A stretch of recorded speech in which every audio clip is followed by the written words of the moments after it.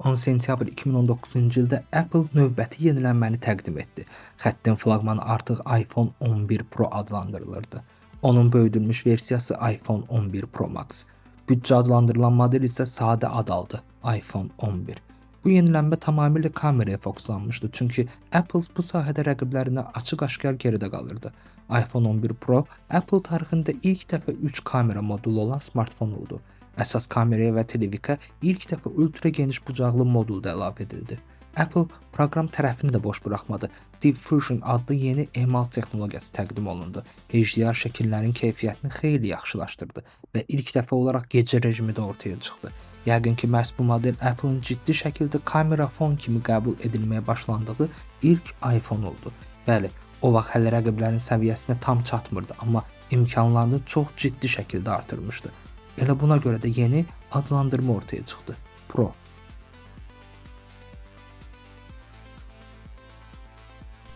Dizayn baxımından iPhone 11 Pro iPhone XS ilə müqayisədə demək olar ki, dəyişməmişdi.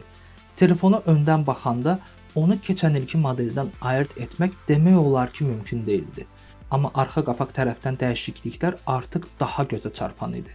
Səliqəli avalın yerini 3 çıxıntılı kameraları olan iri kvadrat blok aldı və bunu tənqid etməyən demək olar ki, qalmadı. Buna baxmayaraq yeni, tünd yaşıl rəng istifadəçilər tərəfindən çox müsbət qarşılandı. Apple iPhone 11 xəttində daha vacib bir addım atdı və 3D Touch texnologiyasından imtina etdi. Bu sistem bahalı idi və basma gücünü ölçürdü. Onun yerinə Haptic Touch gəldi. Vibrasiyanı daha dəqiq ötürən və ekrana biraz daha uzun basmaqla eyni effekti yaradan daha sadə və ucuz bir həll. Nəticədə istifadəçi üçün təcrübə demək olar ki, dəyişmədi, amma Apple üçün bu qərar istehsalı sadələşdirdi və xərcləri azaltdı. Və nəhayət baza model olan iPhone 11 birbaşa iPhone XR-in varisi oldu. Korpus, ölçüləri, hətta çəki demək olar ki, eyni idi. Amma XR-dən fərqli olaraq iPhone 11 birdən-birə 2 kamera aldı. 12 megapiksellik əsas modul və 120 dərəcə bucaqlı 12 megapiksellik ultra geniş kamera. Texniki baxımdan bu smartfonun Pro modellərində yeganə ciddi fərq ekran idi. Prolarda OLED, iPhone 11-də isə adi LCD ekran var idi. Kamera sayı da fərqli idi. iPhone 11-də 2 kamera, Pro modellərdə isə 3.